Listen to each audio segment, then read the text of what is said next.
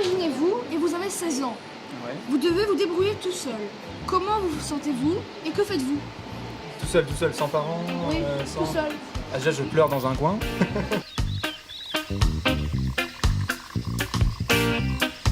Et après, je vais essayer de m'orienter vers des structures d'aide, je pense, des choses comme ça. Parce qu'à 16 ans, on peut rien faire, on peut rien louer, on peut pas travailler, on n'a pas l'expérience et tout.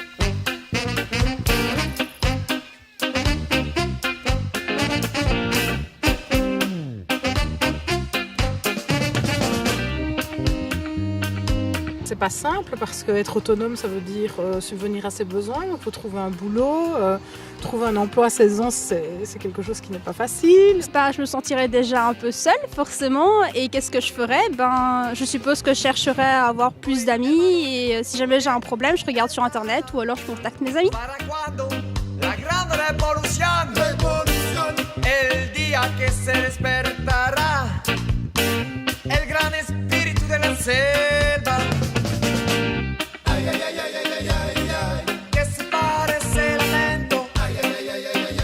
J'aurais peur.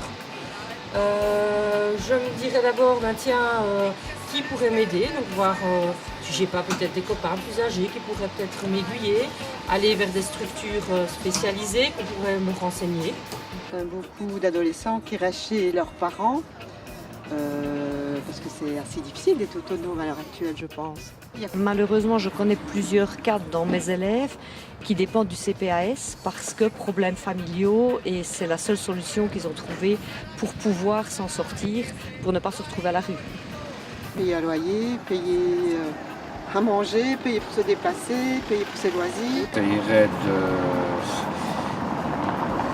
de terminer des études puisque si j'avais 16 ans, je pense que je serais toujours en route.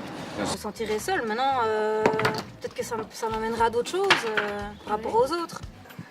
16 ans et que si je suis toute seule et que je suis censée être responsable, ça voudra dire que il y aurait un autre chemin vers moi, quoi. À 16 ans, je ne me sentais pas forcément capable de me prendre en charge toute seule et donc j'aurais besoin en tout cas du regard et du soutien des adultes pour pouvoir me prendre en charge toute seule. Quand ils ne sont pas encadrés, c'est dommage. C'est dommage parce que c'est le gâchis d'une jeunesse déjà. On oublie que ces jeunes ont besoin d'aide et bien souvent on ne va pas les chercher tôt assez. Et quand certains jeunes s'aperçoivent d'eux-mêmes qu'ils peuvent voler de leurs propres ailes, ils vivent un peu d'illusion. Donc il faut essayer de faire en sorte de donner à nos jeunes déjà un équilibre scolaire qui leur permette de s'en sortir. Oui, on peut s'en sortir, mais pas tout seul. Et il faut favoriser les jeunes qui n'ont pas eu la chance d'avoir le même équilibre que les autres à le trouver avec des accompagnateurs, même à 16 ans, pour pouvoir faire sa vie. Je trouve que les jeunes qui sont en autonomie, ils sont vachement courageux. Parce que c'est vraiment pas évident. Moi, je suis pas certaine que je réussis à gérer plein de choses qu'ils doivent de gérer. Je serais super stressée et j'aurais peur et je me poserais beaucoup de questions quant à mon avenir. Ah, l'autonomie. Manger ce qu'on veut, faire ce qu'on veut quand on veut, prendre le bus pour aller à l'école, choisir sa fréquentation, rien de bien compliqué. La plupart des jeunes ont la chance de passer par diverses étapes qui vont les amener à devenir des personnes autonomes grâce à leurs parents, leur famille, leur entourage. Enfin, la plupart. Mais certains jeunes dans l'ombre n'ont pas le loisir de passer par ces étapes pour acquérir leur autonomie.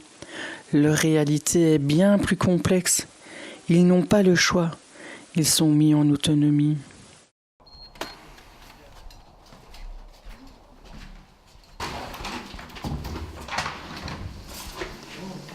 Je m'appelle Alexandre Magera, j'ai 17 ans. Je suis en Côte depuis le mois de septembre et ça fait 8 ans que je connais le centre. Allô ? Je m'appelle Delphine Schmitt, j'ai 19 ans et je suis en autonomie depuis début mai. Ma mère, je la vois un mercredi sur 2 et oui, je la vois encore, mais c'est pas des contacts réguliers parce qu'elle ne vient pas tout le temps. Du coup, voilà. Et puis, mais mon père, je le connais je l'ai connu. Puis à 9 ans, je n'ai plus eu de contact avec lui, il n'a plus voulu me téléphoner ni rien. J'ai eu cette idée quand j'avais 16 ans. Beaucoup de problèmes avec mes parents, ça devenait trop dur et je voulais partir de chez moi. J'ai dû chercher. J'ai d'abord été au PMS à l'école, qui m'ont guidée vers d'autres endroits. Je le savais que j'allais devoir aller en cote. Parce que quand on est dans un centre, on ne peut pas rester à l'infini, on doit être parti à 18 ans. Puis j'ai fini par arriver au SAJ. Là, la première chose, ça a été de me mettre à l'internat. Et quand j'ai eu 18 ans, on en a parlé avec le SAJ pour faire une mise en autonomie. Et que j'aille un cote à moi. Ça fait bientôt un an que j'ai préparé le projet. Et que j'ai eu d'aide sociale comme l'AMO qui m'a aidé pour ma mise en autonomie. Puis j'ai eu l'aide d'Anne-Sophie Adam qui m'a aidé à trouver un cote, qui m'a expliqué ce qu'il fallait faire et tout ça. Puis j'ai eu l'aide d'Evan Doal qui m'ont aidé plus mentalement que le matériel. C'est un peu une deuxième famille pour moi. Mes amis vivent encore chez leurs parents, donc quand elles doivent sortir, c'est l'accord des parents qu'il faut. Et puis elles vivent pas toujours du côté de Bastogne, donc je peux pas toujours les voir. Ça, c'est un peu ennuyant parce que du coup, je suis souvent seule, surtout pendant les vacances. J'ai passé les 2 mois de grandes vacances ici et j'avais personne. J'avais vraiment personne. Mes amies sont plus présentes pendant la période scolaire que pendant les vacances. Et là, c'était dur. Passer de la vie en communauté et puis arriver tout seul, c'est vraiment pas la même chose. Ne plus voir grand monde chez toi et puis il y a des journées où tu passes tout seul. Parfois les week-ends, je me sens vraiment seul.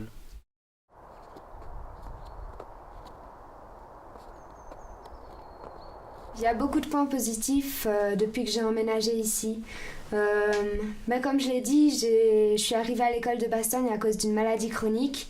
Et quand je parlais de mes problèmes familiales au médecin, on me disait souvent qu'il y avait comme un lien entre ma maladie et mes problèmes de famille. Avant, j'étais souvent en chaise roulante et en béquille. C'était chronique, je faisais une crise tous les 2 mois. Ça durait 1 à 2 semaines, les crises. Mes résultats scolaires aussi se sont améliorés bizarrement. Alors que je suis en cote et que j'ai plus mes parents pour me dire travaille. J'arrive à me dire moi-même de travailler. Je suis plus en forme pour travailler, moins stressée. Quand on parle d'argent, je vois, eux ils parlent, ouais je vais m'acheter ça, je vais m'acheter ci. Mais moi je dis, arrêtez, vous avez de la chance d'avoir autant de parents qui vous achètent tout ce que vous voulez. Mais moi je me débrouille avec ce que j'ai et je ne m'achète pas n'importe quoi comme vous. Et puis je leur dis que vous verrez ce qui va arriver. Vous allez arriver dans le monde des adultes, vous allez voir que c'est moins facile que le monde des enfants. J'ai 50 € par semaine. J'essaie de mettre de l'argent de côté, mais c'est pas forcément facile, surtout qu'il y a souvent des imprévus. Je fais les courses toutes les 2 semaines et j'en ai pour 20 €. Je suis végétarienne, donc je prends pas de viande, et la viande c'est ce qui coûte le plus cher. Mais avec le matériel artistique, ça c'est dur, ça coûte cher et j'ai pas toujours l'argent. Du coup, là je galère un peu. Alors on empiète un peu sur la nourriture des fois, je me dis j'ai besoin de peinture, il m'en faut absolument pour l'école, j'achète de la peinture et j'achèterai plutôt des pâtes au mieux d'acheter quelque chose qui coûte plus cher.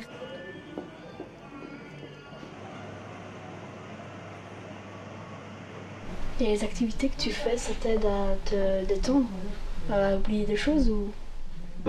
Oui, surtout la piscine et le VTT, c'est là où je peux me donner à fond et ne plus penser à rien. Parce que quand tu es en cote, tu dois penser à plein de choses. Parfois c'est difficile de penser à plusieurs choses en même temps. Je suis passionnée d'art depuis que j'ai 11 ans. C'est mon rêve de devenir une artiste. Ce que je préfère, c'est la peinture, le crayon de couleur aussi. Et le fusain, j'aime beaucoup le fusain, tout ce qui est comme ça. Et j'aime beaucoup dessiner les gens, les émotions aussi. C'est une manière aussi de m'exprimer. Ouais. J'ai pas fini de tout montrer. Non, je suis en technique sociale à Iselle. J'aimerais faire éducateur et continuer la piscine aussi parce que c'est un sport que j'aime vraiment beaucoup. J'adore tout ce qui est contact avec les gens et du coup, parfois quand je vais à la piscine, ça me permet de voir des gens et de connaître des nouvelles têtes. Si j'avais pas eu ma passion, j'aurais jamais réussi. Donc il faut se trouver un but, même si c'est quelque chose de bête, comme se dire former une famille dans le futur. Ça, c'est un rêve aussi qui peut aider. Et d'aller vers les gens, chercher des services qui peuvent nous aider, même si c'est pas facile. J'ai fait un stage l'année dernière chez un vitrailliste, je sais pas trop comment on dit. Et j'ai adoré, j'ai envie de faire ça dans le futur, j'ai envie de devenir indépendante, de faire des vitraux, de la peinture, et j'aime beaucoup les faïences, mais ça, il faut voir par la suite comment ça ira. Hein. Trouver un avenir beau comme un avenir triste, c'est pas ça le problème, mais je trouve que il faut se donner les moyens pour avoir un bel avenir. Si on se donne pas les moyens, on n'arrivera à rien. C'est tout simple. Et si on se donne franchement les moyens pour avoir un bel avenir, moi tout ce que je veux, c'est refaire une famille, avoir une vraie famille et refaire toute ma vie quoi, que j'ai perdue. Même si ça va peut-être être difficile, il y a toujours une solution aux trucs difficiles, du coup, il faut juste se battre. Je m'appelle Océane Ancion, j'ai 18 ans, je suis étudiante en 5e professionnel ventre-touche et je suis en autonomie depuis bientôt 1 an. Et je fais partie du préambule depuis que j'ai 3 ans. J'ai eu 2 réinsertions familiales qui n'ont pas fonctionné, dû ma mise en autonomie. J'habite à Arlon, près de l'église Saint-Martin, mais je ne donnerai pas mon adresse. J'ai ma famille de parrainage, j'ai aussi le home, mon assistante sociale et tout. Non, franchement, oui, j'ai quand même des gens sur qui compter.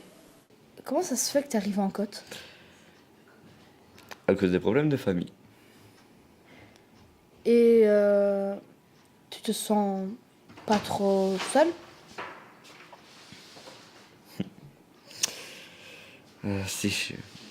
Quand je suis venu ici pour la première fois, j'ai grave pleuré quoi. J'en pouvais plus. La première fois? Ouais, pour la première fois. La première fois que t'es arrivé dans le Côte, tu t'es senti seul? Ouais. Ça donne dur. Ouais, c'est ça quoi. Et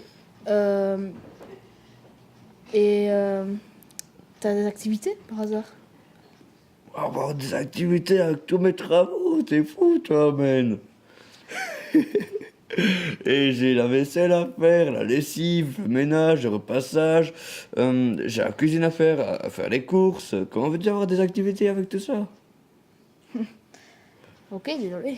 C'est pas grave, hein. Et t'as quelqu'un sur qui compter? Oui, à toi. La MJ, l'AMO et le CPS, quoi. Ok. Mise en autonomie? Bah oui, mise en autonomie. Mais qu'est-ce que c'est? Je ne comprends pas. Bah tu vois Brian. Oui. Bah lui, il habite tout seul, il doit gérer tout seul.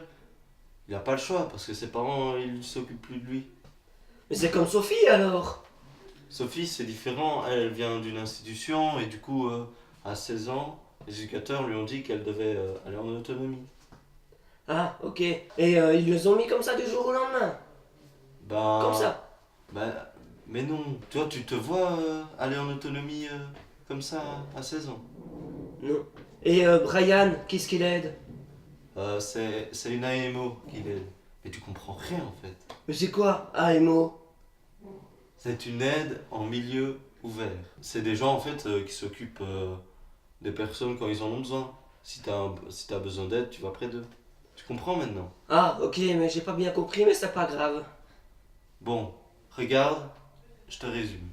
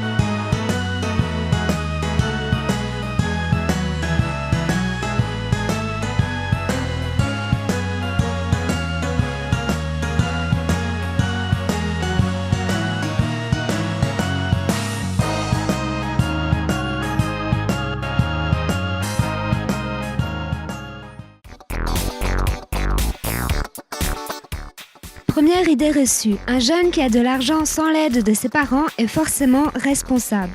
Faux. Le jeune peut tout aussi bien jeter son argent par les fenêtres.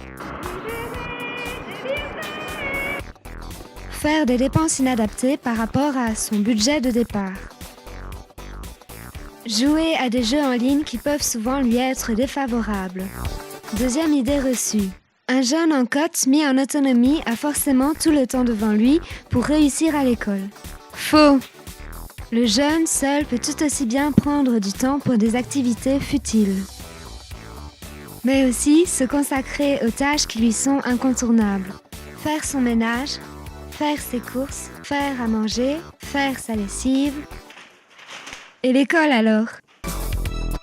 Troisième idée reçue. Un jeune en autonomie est forcément une fée du logis. Une personne sachant prendre soin d'elle-même, de son lieu de vie, de ses affaires personnelles. Pas toujours.